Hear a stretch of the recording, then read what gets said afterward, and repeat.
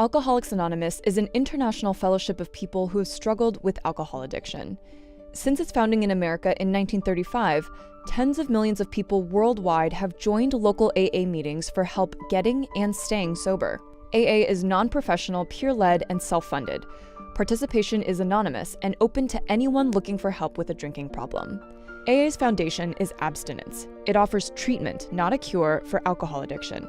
AA's approach is based on the 12 steps, which start with admitting to being powerless over alcohol. Other steps help members recover from addiction through social and spiritual support and aim to improve their relationships with others by making amends for past wrongs. Go to any AA meeting and you'll probably meet people who tell you that AA is the only reason they're alive and sober today. But there are plenty of critics too who claim that AA is poorly studied, ineffective, overhyped, and more spiritual than scientific. So is Alcoholics Anonymous actually effective in helping people recover from alcohol addiction? Or is it more like a fad diet with mass popularity but little in the way of real results?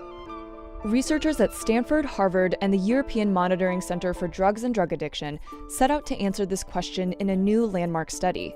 They systematically reviewed the most rigorous research on Alcoholics Anonymous to date, and they found strong scientific support that AA is effective in helping with recovery from alcohol addiction. Here's John Kelly, one of the study's authors. Well, we did this study because alcohol is the world's favorite drug. It is also the world's most lethal drug in terms of a psychoactive drug that can confer harms in terms of premature mortality, disease and disability, as well as huge economic burden in terms of lost productivity, criminal justice costs, and healthcare costs.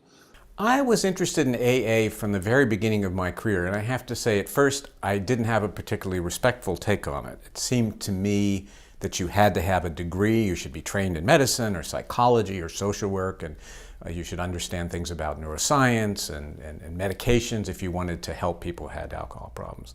But my snobbishness was not well founded. More and more studies have sort of cropped up. And why is it important to do those studies? It's the most common place people seek help for alcohol problems. The fact that something is popular doesn't mean that it works. So your job as a scientist is to say, okay, it's popular, and so that makes it of interest, but I'm still going to subject it to test because these are vulnerable people, and if it didn't work, you would have an obligation to let people know that. So what we did in this particular study review was what we call a systematic review. What that means is that it is a comprehensive review of all the available published science in a certain area. The advantage of this review is that we reviewed randomized controlled trials, so these were true experimental studies. This integration of evidence is done under something called the Cochrane collaboration, which is the gold standard in medicine internationally for assessing effects in any area for any type of medicine or any type of intervention. And it's extremely structured and rigorous in how you have to go through the evidence. The authors searched the world's largest databases for all the research ever done in any language on the effectiveness of AA relative to other addiction treatments. They used predetermined standards for research design to identify the most rigorous and relevant studies. Then they reviewed the top 36 reports for any evidence of bias and graded the quality of the evidence. Their final meta-analysis included 36 reports on 25 different studies on the clinical outcomes and cost savings of Alcoholics Anonymous. These reports involved almost 150 scientists at 67 different institutions around the world and included more than 10,000 research subjects.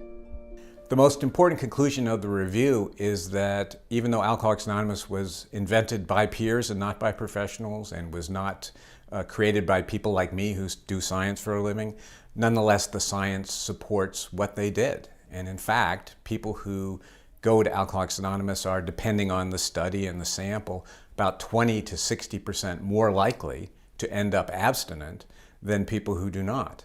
And that is a really big treatment effect. I mean, if you think how many people die from alcohol problems, if you could increase survival rates for cancer 20 to 60%, you would be, overjoyed as a hospital or as a researcher. And so, we should be overjoyed that this peer grassroots organization is able to deliver this, shockingly large and reliable benefit to people who are struggling with serious alcohol problems. In every study reviewed, scientists compared participation in AA or in counseling that encouraged AA participation to one or more other treatments, including professionally delivered therapies, outpatient treatment by a doctor, psychologist, or social worker, mindfulness meditation, and education programs. When they looked at complete abstinence from alcohol, in every study, AA was as good as, and most often better than, other addiction treatments. In a third of the studies, AA was better by large margins over other treatments.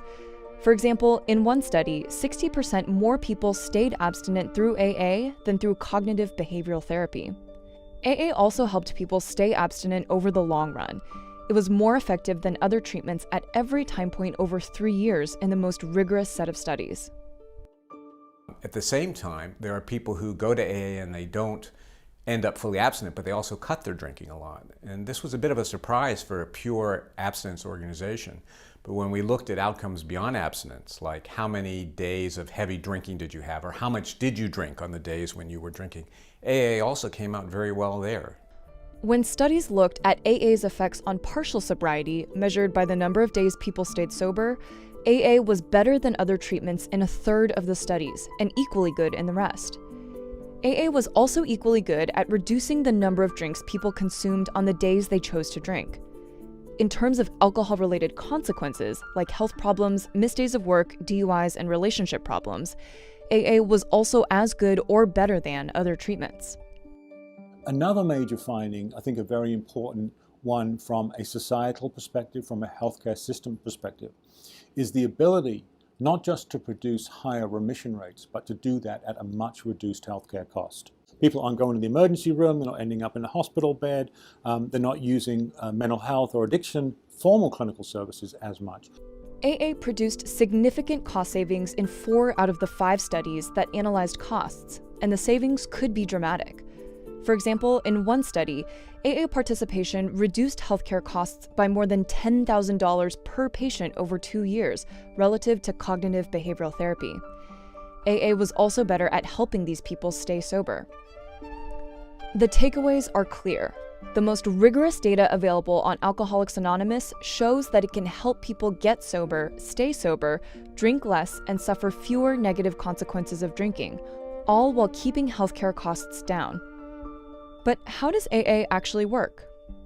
How does AA work? I mean, it's a real enduring mystery to scientists, and there's been a lot of research done on this question. And probably one important thing to say outright is it works differently for different people. For most people, the major way that AA works is via psychosocial factors. So it helps people shift their social network by dropping heavy drinkers out of their network and adopting abstainers and people in recovery. It has a lot of different, you could say, hands out to people in the river who are all drowning, and each one grabs a different hand. So for some people, it's, I need a fellowship of people who don't drink. I will not have to worry when I'm around them that anyone will pull out a bottle or offer me a drink, and they will specifically support me in that goal of mine.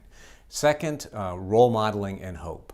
You can walk into a meeting feeling very, just down on yourself and destitute, and then you see somebody who is like you now, but they're doing great. And they may tell their story of, I was, drinking and I lost my marriage and my job, and you're there like, oh my gosh, that sounds like me. And now I'm doing great and I'm in recovery and I pulled things back together with my wife and I've got a good job and I'm close to my kids again. That feels really good. That inspires hope. There is another kind of very key component to AA, and that is the idea of sponsorship or mentorship. And that really occurs through a more experienced member taking on board a new member under their wing, as it were, to really act as a kind of a recovery coach in these early days, weeks, and months. That is so critical when people are trying to change addictive behavior. Another way that it works is it boosts cognitive and behavioral coping skills, much like cognitive behavioral therapy would, except that it does that through the peer network, support of meetings. And so in other words, people learn skills in the meetings about how to stay sober and how to think differently about themselves and about the adaptation to recovery.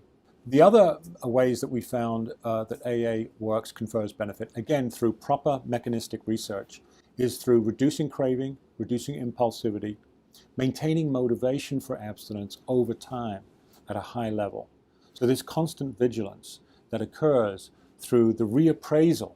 When people go to meetings, they're reminded of what their addiction used to be like. Counselors who treat addiction have seen how AA can adapt to serve different communities. Here's Dr. Gabrielle Jones, a clinical psychologist and addiction expert who was not involved in the Cochrane Review. I have a lot of people who come to me and say, how does AA actually work?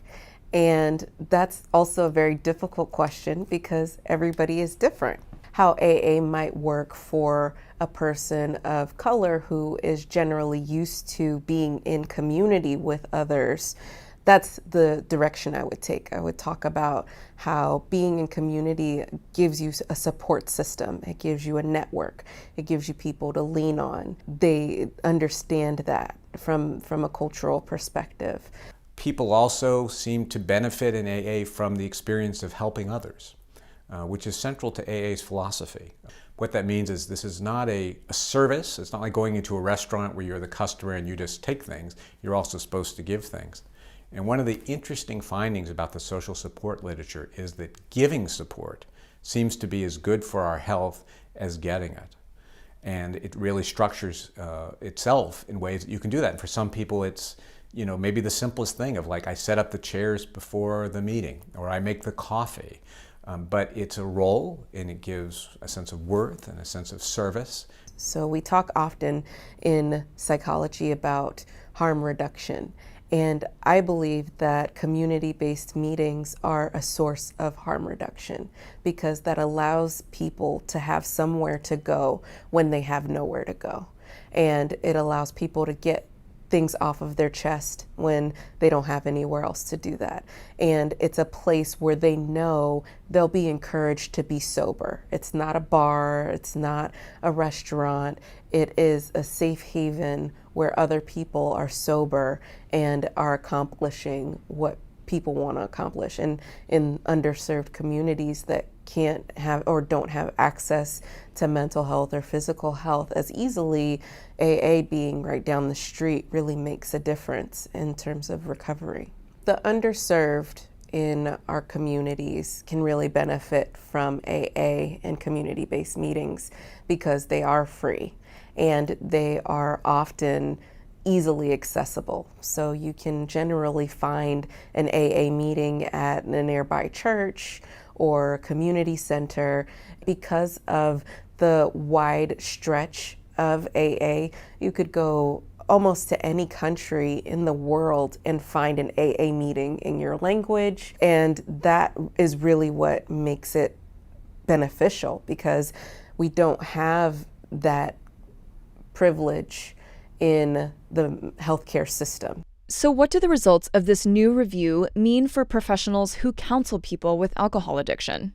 I think first and foremost is that this should be on the radar screen of every clinician who treats alcohol use disorder for several reasons. One is that you're more likely, on average, to increase somebody's chances of remission. That can help them, it can help their family, and it can reduce the burden on the healthcare system.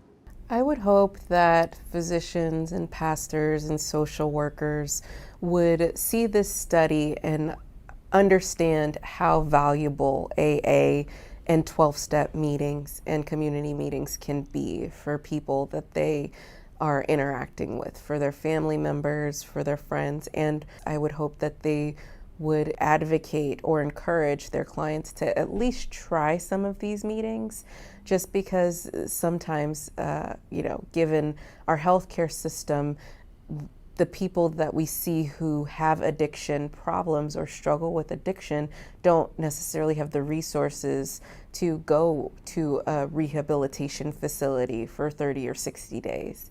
And in the meantime, they can go to an AA meeting or a meeting of sorts just to get them started. What does the study mean for you if you have an alcohol problem?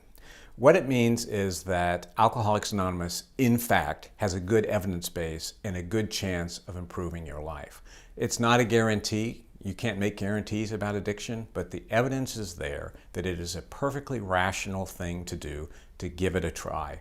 and see. So you can take some hope from this. If you've been wondering, should I seek help for my drinking in Alcoholics Anonymous, it is a perfectly wise course to pursue.